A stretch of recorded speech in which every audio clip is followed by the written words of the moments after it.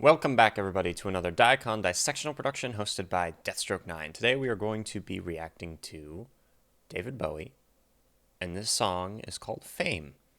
Yeah, I'm very excited to check this out, and I think maybe the next time after this that I react to David Bowie, we might be doing a full album of his, so stay tuned for that. But yeah, this song's called Fame. It's been highly requested over the past few days. As I said, I was going to check out some David Bowie songs. And yeah, thank you to everyone who suggested this and all the rest that I've done so far. Yeah, it's been interesting. I'm really enjoying Bowie's stuff so far, so thank you guys. All right. Yeah, other than that, I don't really have anything else to say. I just want to start listening to it. So, thank you for joining me. Let's get into this. 3, 2, 1.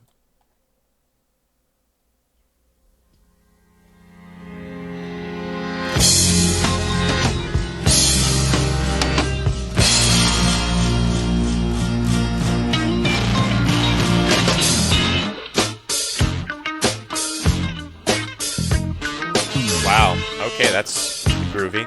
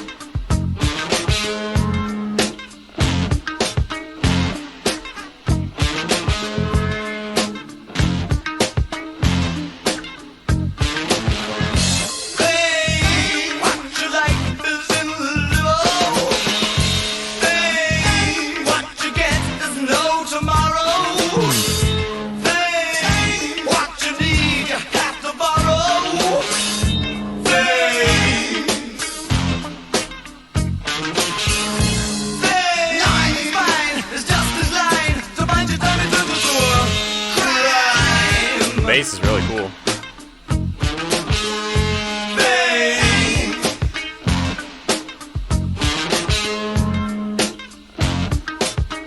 Gotta pause it. Yeah, I'm not even gonna say anything. Let's just keep going.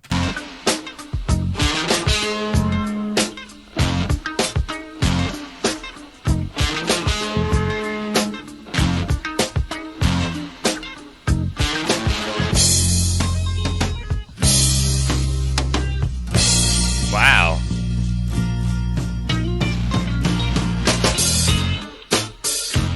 Okay.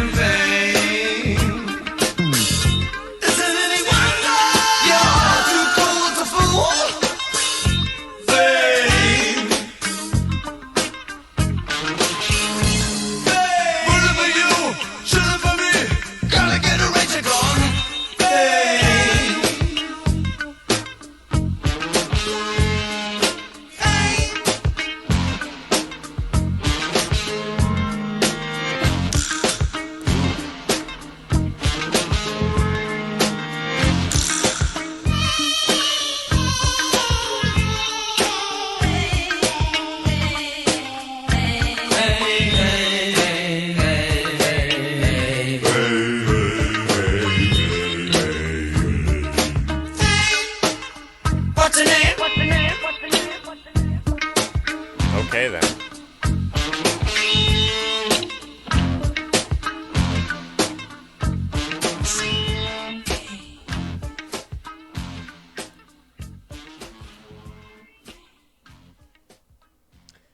That was interesting. I liked it. It was that ending bit right at the end there. We had the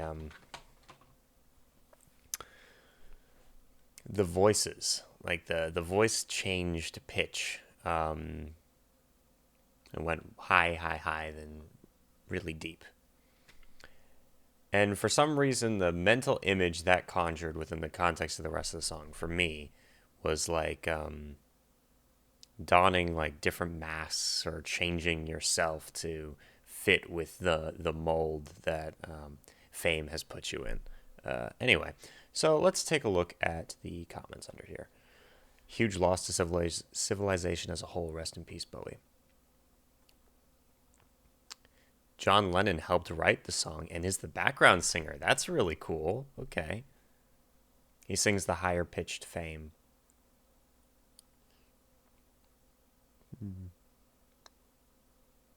I'm playing this in loving memory of my daughter.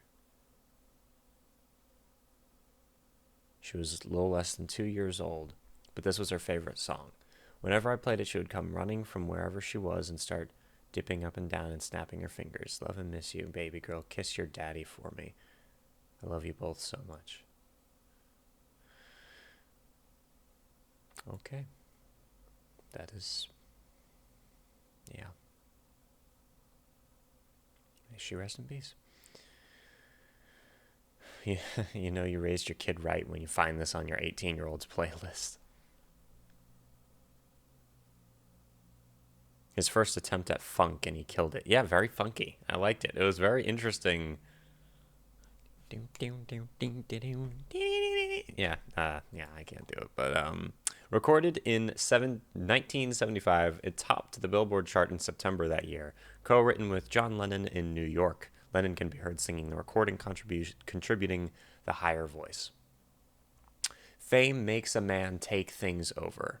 The song is, as Bowie described, of anger directed at his previous managers for the high cost of fame and how fame is being positioned as the be-all and end-all. Fame lets him loose, hard to swallow. This line describes the side effect of fame. When you're famous, it's hard to stay grounded.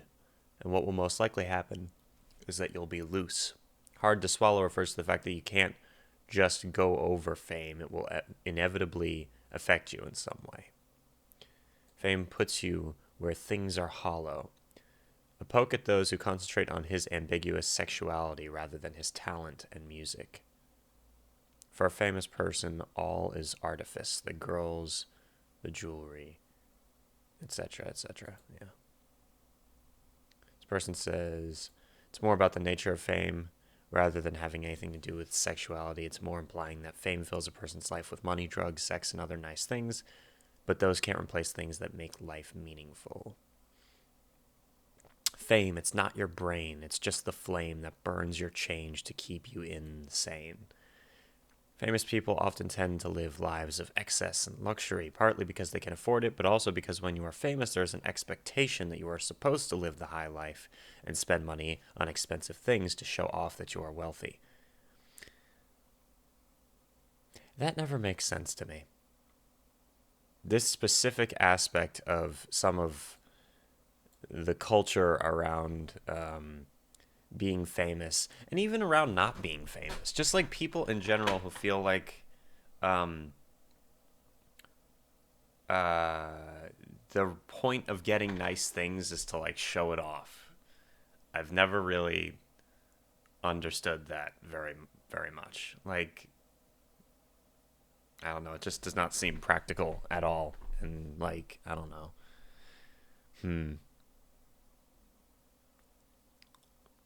Like that's been a theme throughout a lot of pop culture recently, with a lot of up and coming actors and artists, and like some of the musicians or rappers and stuff who have gotten famous recently.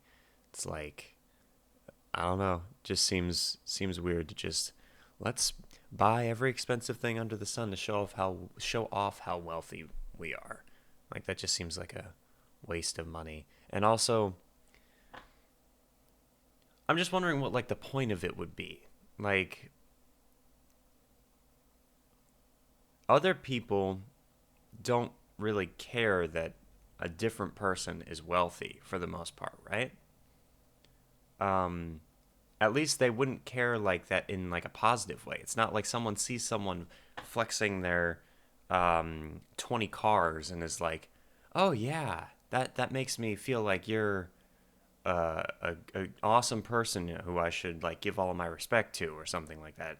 It's either going to make them think, "Man, I wish I had that," or stop, throwing this in my face, I guess. Anyway, all right, I'm on a tangent, so let's continue. All right.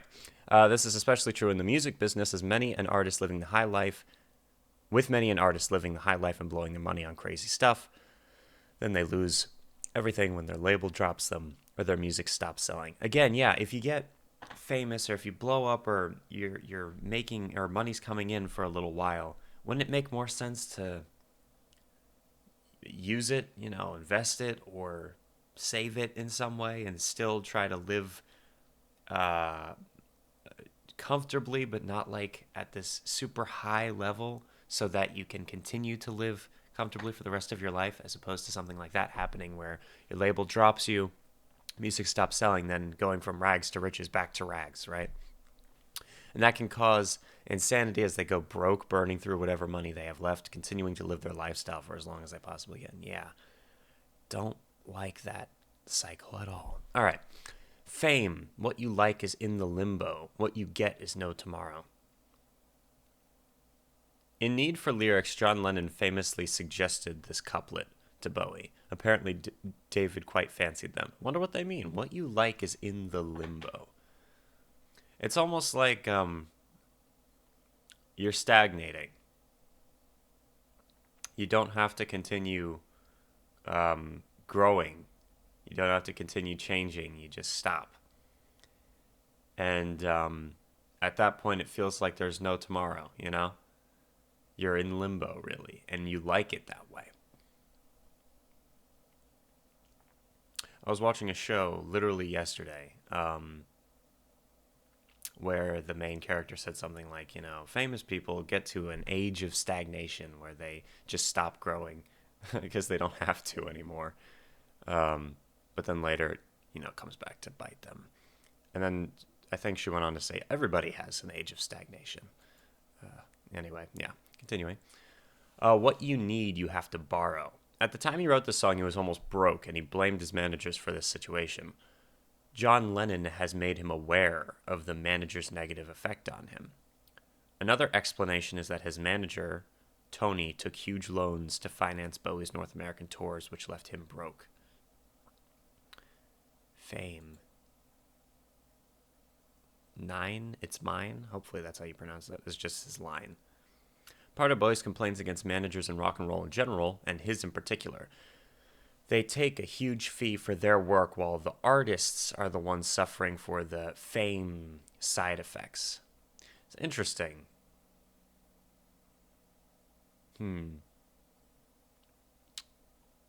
That is interesting. Yeah, managers and the people kind of behind the scenes are the ones who make the majority of the money. Not only do they make the majority of the money from individual artists, they are the one, like labels often have dozens of high profile artists signed to them, which means, yeah, wow, house always wins, I guess.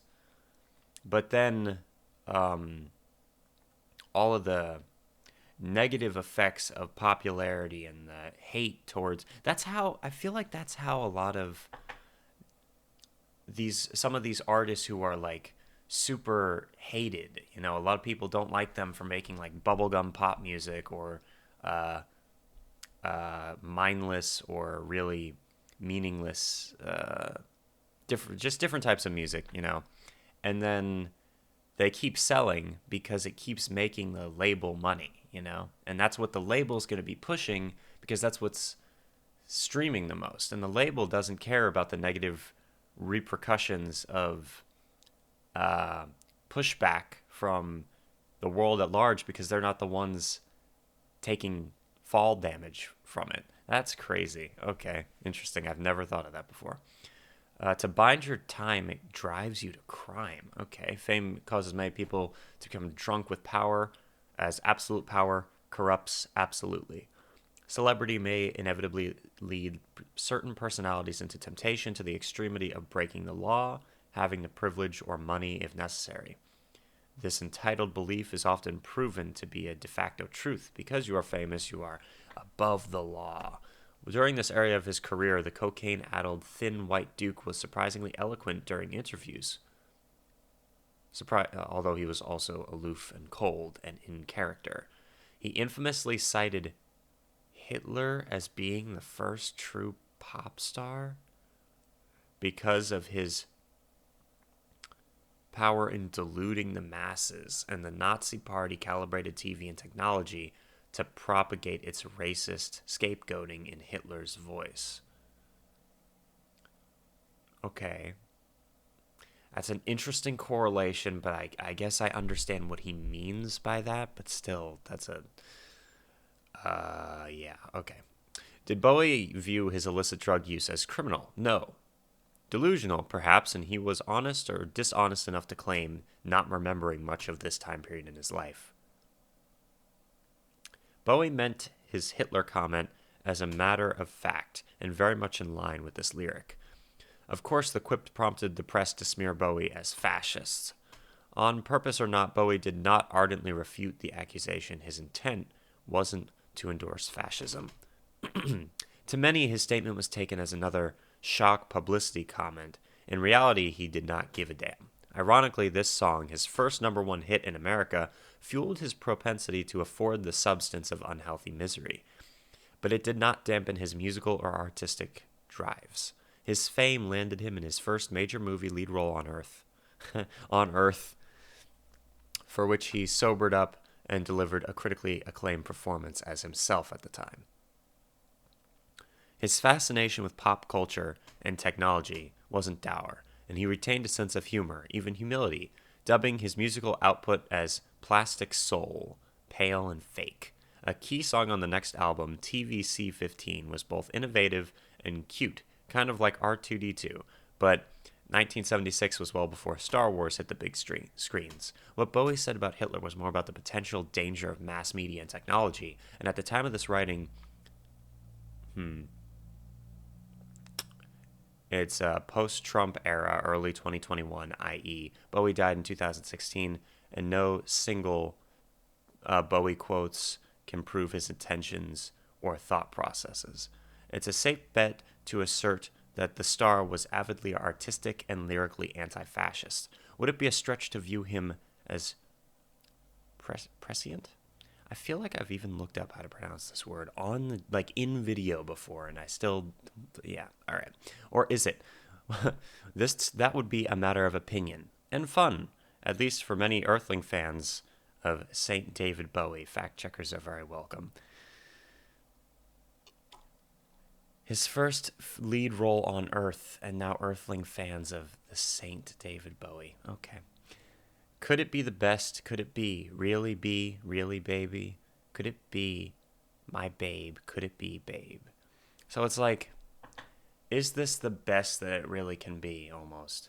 It's like, if you hit the top, where else is there to go after that? Especially if that's what you've put on a pedestal, that's what you've built your entire life around. Your goal-oriented mind is fixated on becoming famous or making it to the top of the charts or whatever it might be. And then where do you go after that point? What is next for you? You know? All right. Is it any wonder I reject you first? Is it any wonder you are too cool to fool? Some stars, when they become successful and famous, proactively shun the spotlight in favor of living private lives out of the spotlight when they are not performing or working. Sarcasm towards the idea that the famous are smarter than normal people. Yeah, I doubt that is the case for the majority of the famous people, which is ironic as a lot of rich and famous people fall victim to scams, bad deals, and other con jobs that most people never expect famous people can be dumb enough to fall for. This is a weird example because obviously a YouTube channel really isn't a famous thing, you know, or it's less in my mind than maybe it isn't less. I don't know. Anyway, some really big YouTube channels, like we're talking millions and millions of subscribers and, you know, billions of views, and I'm not even exaggerating those numbers, were recently, like, a lot of them were in a scam, were swindled by a scam and had, like, almost lost their channels because of it. There was a scamming site or whatever that was sending out messages or emails pretending to be YouTube and trying to get them to just like give them the information to their channel, like the channel passwords and names and stuff. And yeah, you'd think that these YouTube channels would not fall for this stuff by this point, but it happened. It was interesting how the scam specifically targeted the bigger ones too, which I guess makes sense, but anyway. All right, fame, bully for you, chili for me. Got to get a rain check on pain. Fame, fame, fame, fame, fame. What's your name? And he ends it with feeling so gay. Okay, interesting. Some people enjoy fame and the power it provides, but for others, fame has the downside that it causes isolation from society, since you are no longer a normal person, but a famous person. Also, it can cause a considerable amount of resentment from other people. Yes, I see that on the internet so much. People constantly attacking people because they get famous. And it kind of makes me, like, especially when the person getting famous is like a super young person who's being pushed into it, you know? It's weird and kind of messed up, to be honest. Anyway, especially normal people. In this case, Bowie's being sarcastic towards someone who is famous as resenting the famous person's cushy lifestyle, wealth, and popularity, which ironically was the motive of Lennon's murderer for killing the former Beatle. Yeah. This is possibly another drug reference. The drugs keep Bowie happy and lift him up when he's down, allowing him to get a rain check on pain. Huh, that's a clever line if that is the case. Then we come to the end. John Lennon, who co-wrote the song, can be heard singing in this part. Altogether repeated 23 times, each in a different note. The cliche that famous people don't bother to remember the names of the little people who serve them, their fans, or that they encounter in everyday life, and that when you lose your fame, you become a nobody again. Ironically, Bowie would later pen a song about one of the little people in his life, his personal assistant, in the song Never Let Me Down. Although in this context the word gay is likely meant as happy, David Bowie was bisexual. One of his alleged gay liaisons was with Mick Jagger. Really? That's interesting. That's interesting. Then this person says before... This is a moderator, though. So they might have been referring to somebody else. I don't know who wrote this. Let's see.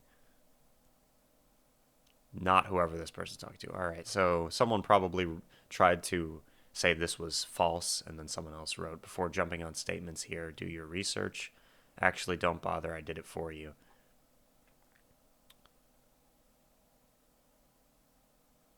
Okay. Then this person writes, there are actually no official lyric guides explaining what the last whispered line is. Feeling so gay is merely a popular fan theory. Other interpretations are so much pain, sing, fame, and many others. While I don't disagree with anything anyone here has said, the exact words simply aren't known. They're not a matter of record and aren't in the published lyrics. Interesting.